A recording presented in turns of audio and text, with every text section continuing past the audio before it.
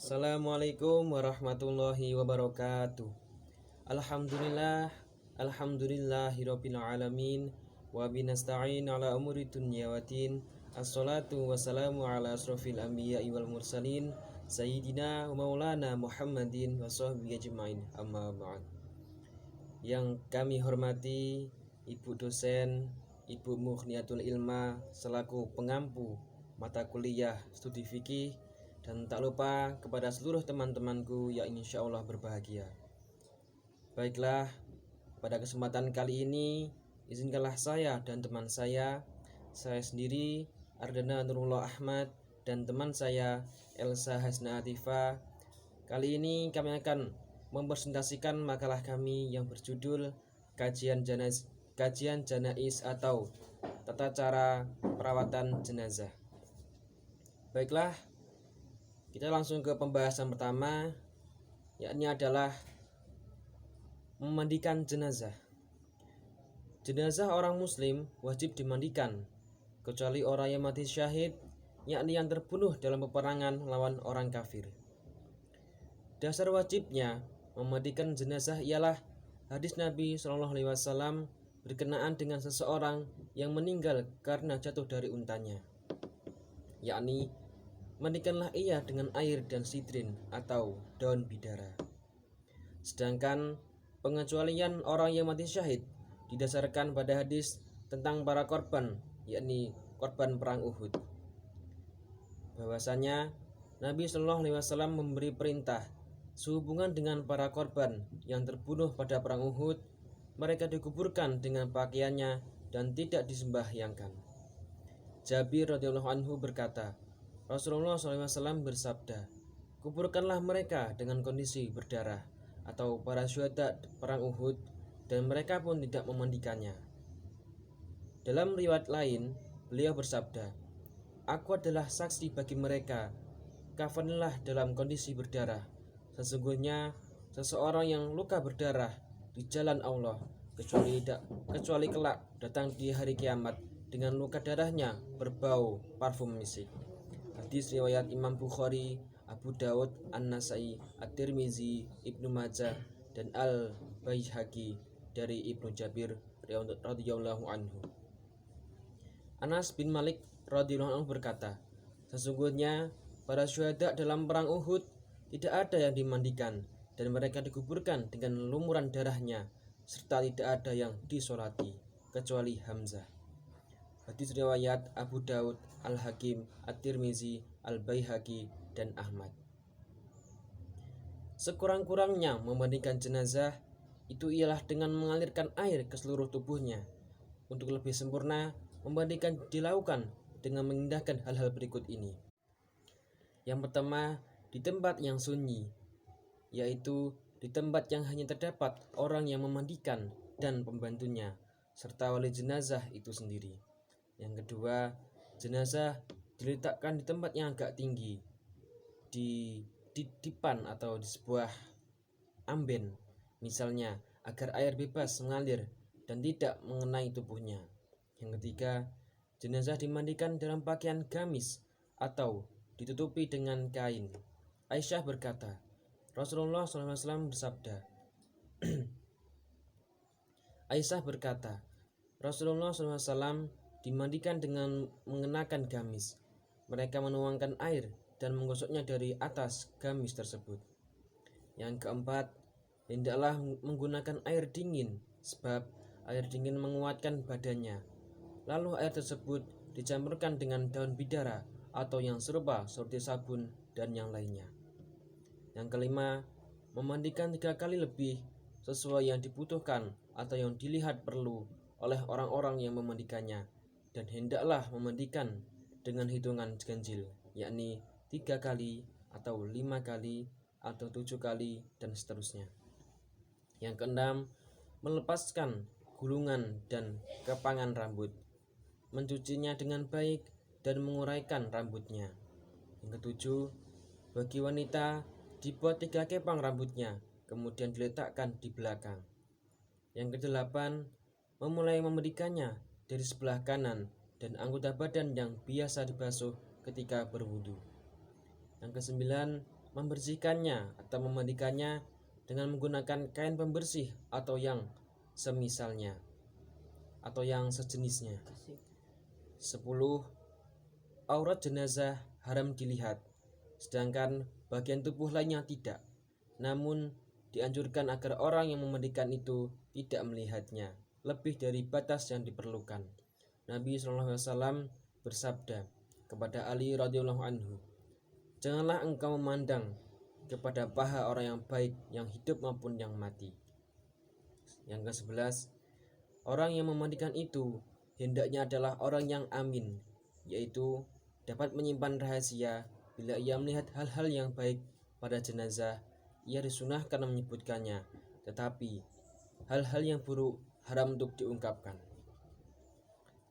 Diriwayatkan bahwa Ibnu Umar berkata, "Janganlah ada yang memandikan jenazah kamu kecuali orang yang terpercaya." Yang ke-12, pada akhir memandikannya hendaklah mencampuri airnya dengan parfum, entah itu kapur barus dan sebagainya. Tetapi pengecualian bagi orang yang meninggal dalam keadaan berpakaian ihram, maka ketika dimandikan airnya tidak boleh dicampur dengan aroma apapun. Yang ke-13, jumhur ulama sepakat bahwa hendaklah yang memandikannya mayat laki-laki adalah orang laki-laki, dan yang memandikan mayat perempuan adalah orang perempuan. Pengecualian bagi suami istri diperbolehkan memandikan yang lain. Misalnya, jika istri meninggal, maka suami boleh memandikannya, dan sebaliknya. Tetapi Imam Abu Hanifah mengemukakan pendapat yang berbeda, karena beliau memandang kematian sama dengan talak, yakni bahwa suami tidak dibenarkan memandikan istrinya. Dalam hal ini, jumhur ulama mendasarkan pendapat mereka kepada dua dalil. Yang pertama, dari Aisyah radhiyallahu anhu, ia berkata, "Kalau aku berniat mengerjakan suatu pastilah." Yang pertama, dari Aisyah radhiyallahu anhu, ia berkata, "Kalau aku berniat mengerjakan sesuatu, pastilah tidak akan mundur, dan tidak ada yang berhak memandikan beliau kecuali istri-istrinya." Yang kedua, Aisyah radhiyallahu anhu berkata, "Suatu hari Rasulullah SAW kembali dari Baqi, dan didapatinya aku sedang sakit kepala dan berkata, 'Aduh kepalaku.' Lalu beliau bersabda, 'Bahkan aku juga, hai Aisyah, aduh kepalaku.' Kemudian beliau bersabda lagi, 'Apa yang membuatmu susah? Kalau engkau mati sebelumku, aku akan memandikanmu, mengafanimu, mensolatkanmu, dan menguburkanmu." Hadis riwayat Ahmad, Ad-Darimi, Ibnu Majah, Ibnu Hashim, Ad-Daraqutni, dan Al-Baihaqi. Yang ke-14, orang yang mengurusi proses memandikan. Yang ke-14, orang yang mengurusi proses memandikan mayat hendaklah orang-orang yang paling mengetahui sunnahnya, khususnya dari kalangan kerabat. Hal ini seperti yang dilakukan oleh orang-orang dahulu ketika memandikan Rasulullah SAW. Ali radhiyallahu anhu berkata, "Aku telah memandikan Rasulullah SAW, lalu aku perhatikan mayat itu, seolah aku tidak dapati sesuatu. Beliau sangat baik jasadnya ketika hidupnya, juga saat matinya." Hadis riwayat Ibnu Majah, Al-Hakim, Al-Baihaqi. Yang ke-15, bagi orang yang memandikan mayat disediakan pahala yang besar, namun dengan dua syarat yang perlu diperhatikan. Yang pertama, hendaklah merahasiakan apa yang telah dilihatnya dari sang mayat, entah itu hal-hal yang mungkin kurang disenangi. Yang kedua, hendaknya seseorang dalam melakukannya atau memandikannya hanya semata-mata mencari ridho Allah SWT, tidak mengharapkan balasan apapun dari segala urusan dunia. Hal ini mengingatkan ketetapan Allah yang disyariatkannya, bahwa Allah tidak mau menerima segala peribadatan kecuali yang benar-benar murni ditujukan baginya. Dalil tentang ini sangat banyak, baik dari Al-Quran maupun As-Sunnah. Misalnya dalam Quran Surah Al-Kahfi ayat 10. Yang ke-16, bagi orang yang telah memandikan mayat, lebih disukai untuk mandi. Ini berdasarkan sabda Rasulullah SAW. Barang siapa yang selesai memandikan mayat, maka hendaklah ia berwudu.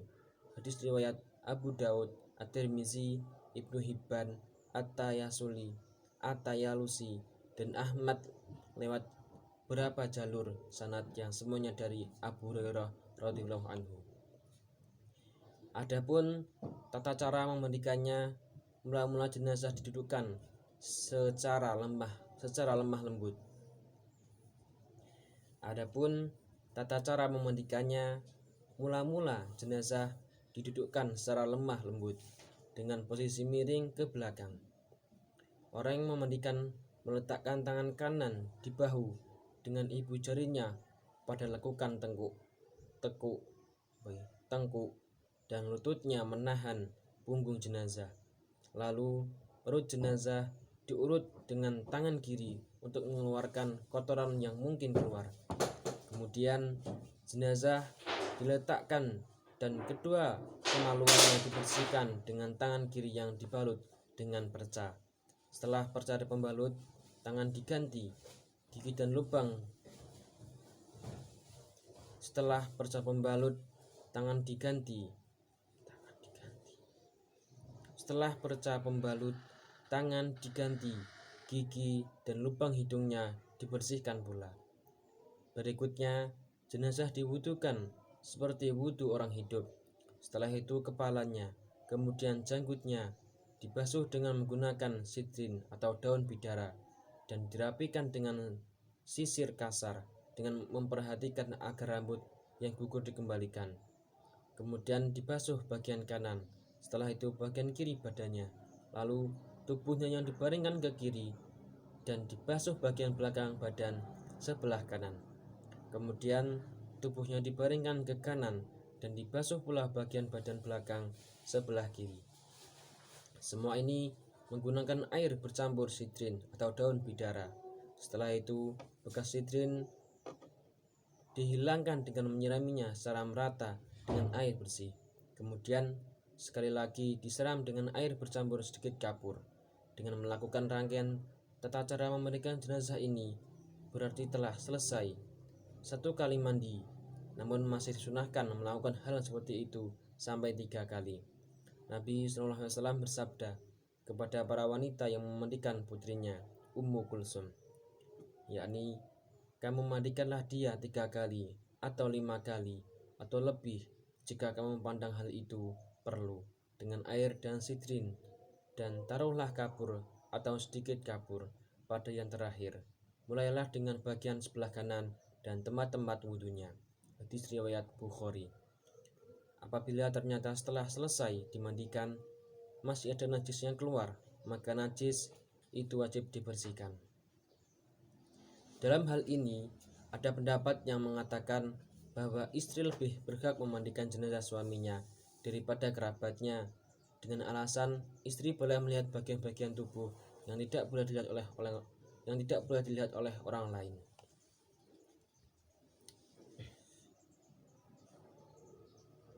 Dari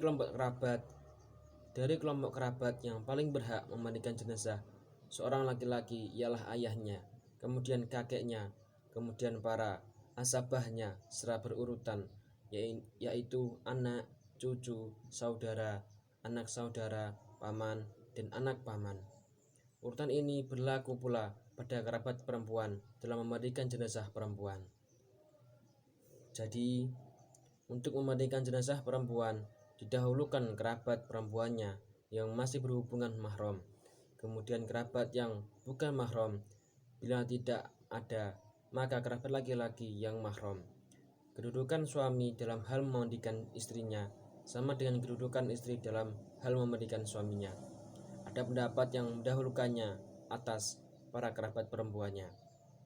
Apabila di tempat jenazah laki-laki hanya ada perempuan al-ajnabiyah atau bukan mahram, atau pada jenazah perempuan hanya ada laki-laki atau al-janabi, ajnabi, maka jenazah itu tidak dimandikan, melainkan hanya ditayamumkan saja. Bagi orang yang telah memandikan mayat lebih disukai untuk mandi. Ini berdasarkan Sabda Rasulullah SAW, barang siapa yang selesai memandikan mayat, maka hendaklah ia berwudu. Hadis riwayat Abu Dawud, At-Tirmizi, Ibnu Hibban, At-Tayalusi, dan Ahmad. Lihat beberapa jalur sanad yang semuanya dari Abu Hurairah. Kemudian pembahasan kedua adalah tata cara mengkafani jenazah. Setelah dimandikan, jenazah itu wajib pula dikafani berdasarkan hadis Nabi SAW tentang orang yang meninggal karena jatuh dari untanya, yakni kamu kafanilah dia dengan kedua pakaian yang dipakainya ketika meninggal itu. Juga ada hadis yang berasal dari Laila binti Qaif al-Saqafiyah.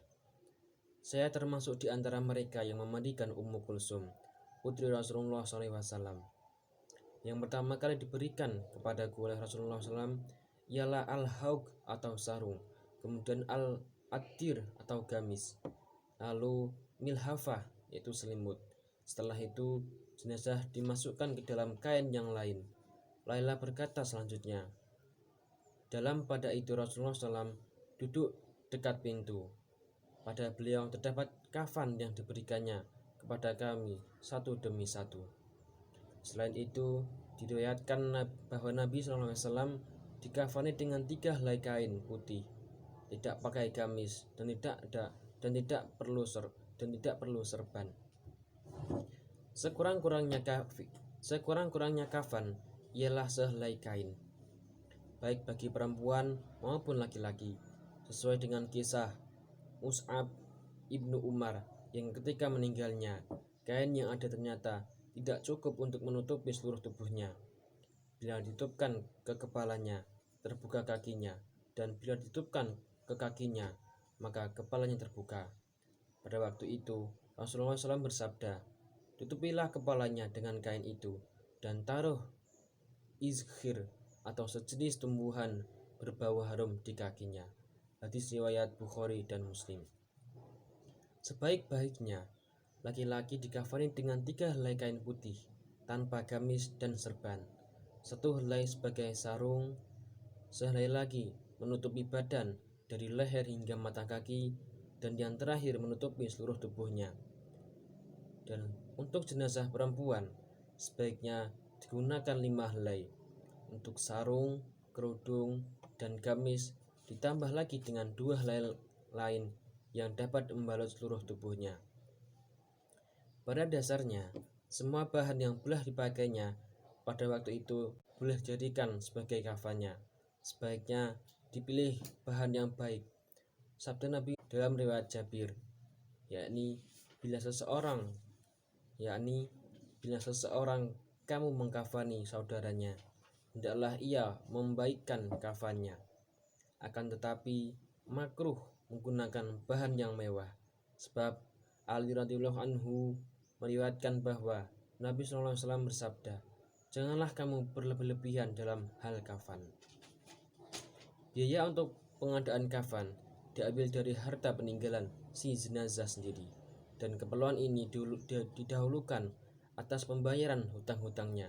Jika yang meninggal itu perempuan yang bersuami, maka biaya untuk kafannya dibebankan kepada suami yang wajib membelanjakannya bila mampu, seperti pakaian sewaktu hidup. Bila jenazah tidak meninggalkan harta, maka kafannya dibebankan kepada orang yang berkewajiban membelanjainya jika ia hidup. Jika orang itu tidak ada, maka kafannya diambil dari Bait al-Mal. Untuk mengenakan kafan, mula-mula lembaran kafan yang paling baik dan paling lebar dihamparkan. Kemudian di atasnya dihamparkan lembaran-lembaran yang lainnya, dan masing-masing ditaburi dengan hanut. Kemudian jenazah ditelentangkan di atasnya, ditaburi dengan hanut, dan ditaruh kapas yang telah diberi hanut pada mulut, hidungnya, telinga, dan kedua kemaluannya, serta diikat kedua pangkal pahanya dengan perca. Setelah itu kain kafan dibalutkan satu persatu dan diikat agar tidak terlepas ketika mengangkutnya. Tetapi ikatan itu dibuka kembali setelah ia berada di dalam kuburnya. Untuk jenazah yang meninggal ketika melaksanakan ihram, maka ia tidak diberi harum-haruman dan kepalanya tidak ditutup, karena Nabi SAW bersabda tentang orang yang meninggal karena jatuh dari untanya ketika ihram, yakni kamu kafanilah ia dengan kedua pakaian yang dipakinya itu ketika meninggal, dan jangan dekatkan kepadanya wangi-wangian, sebab nanti ia akan dibangkitkan dari hari kiamat dalam keadaan bertalbiyah. Jenazah hendaknya diangkat oleh orang laki-laki yang cukup kuat dengan hati-hati dan penuh hormat. Demikian pula ketika memasukkannya ke dalam kubur, mereka yang mengangkut jenazah hendaknya berjalan dengan agak cepat.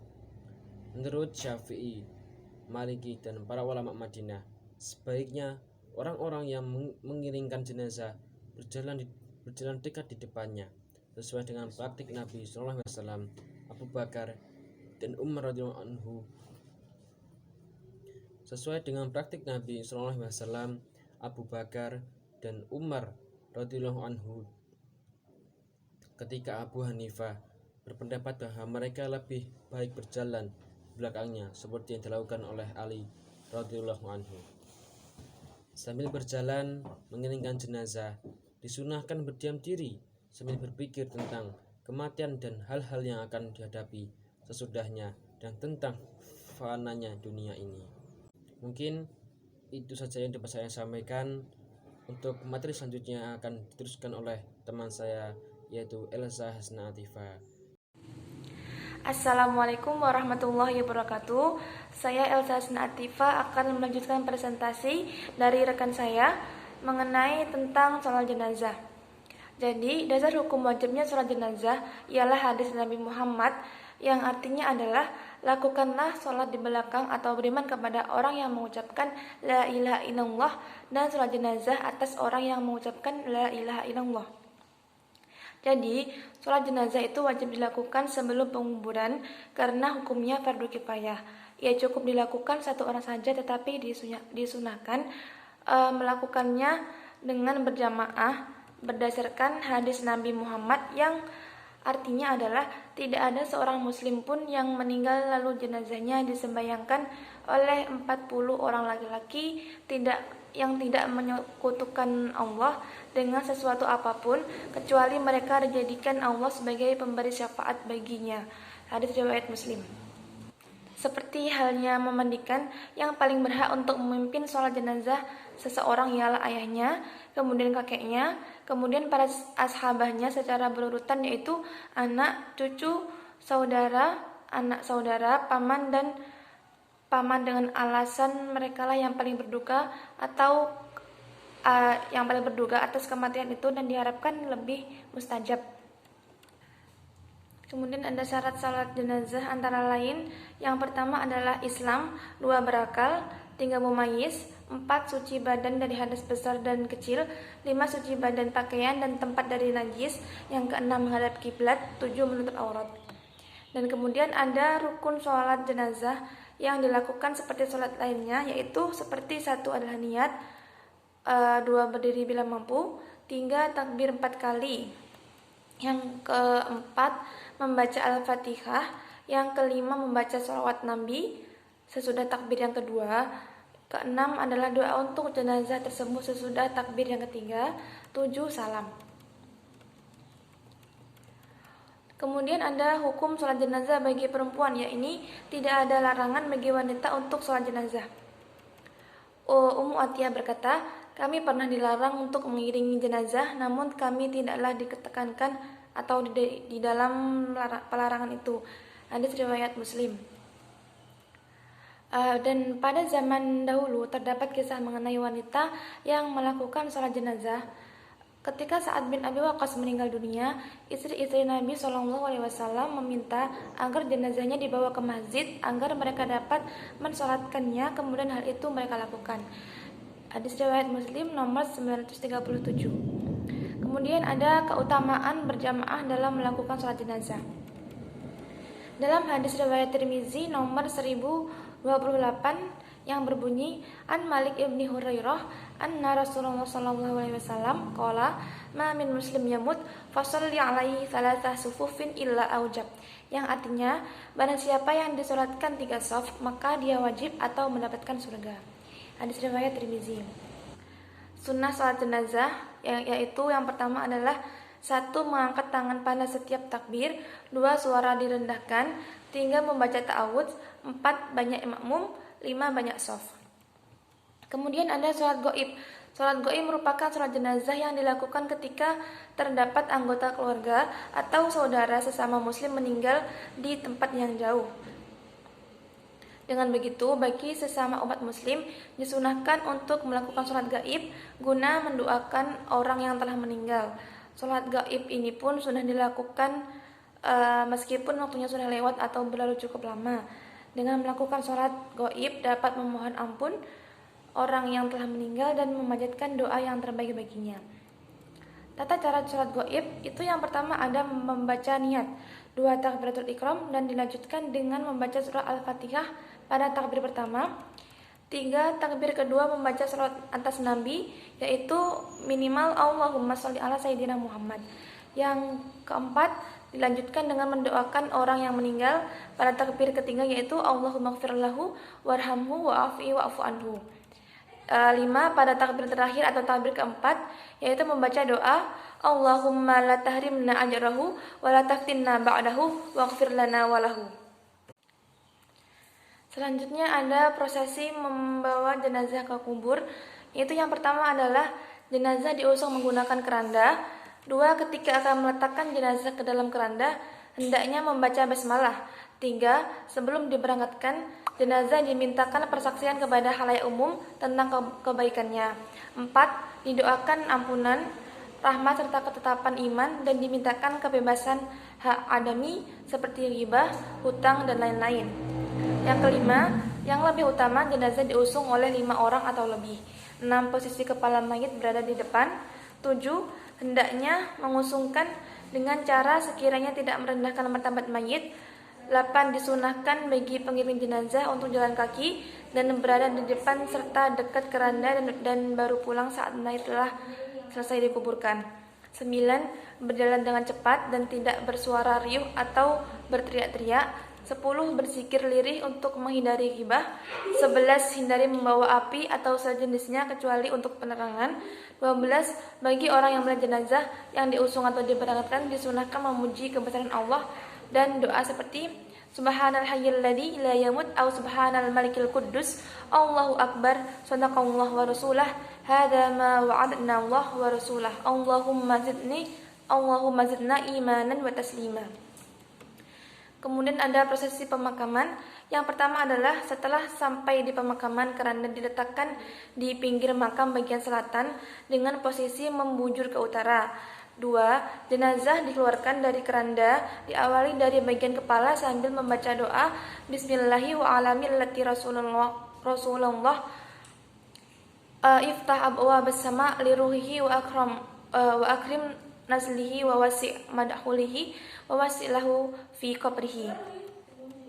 Yang ketiga, kemudian diterima orang yang berada di dalam makam dengan membaca doa. Kemudian yang keempat, jenazah diletakkan miring pada sisi tubuh bagian kanan dengan menghadap arah kiblat. 5. Wajah dan kedua kakinya disandarkan pada dinding makam sehingga seperti posisi orang yang hampir ruku'. 6. Punggungnya diganjal dengan bantalan dari tanah agar tidak terlentang. 7. Semua ikatan tali bagian luar dilepas terutama bagian kepala mayit agar kafan dapat disingkap. Kemudian kepalanya dibantali dengan tanah agar jenazah tidak terjungkal dan pipinya ditempelkan pada tanah. 8. Yang laha ditutup dengan papan atau sejenisnya. 9. Makam ditimbun atau diuruk dengan tanah hingga kira-kira setinggi 1 jengkal merata lalu dipasang nisan. 10.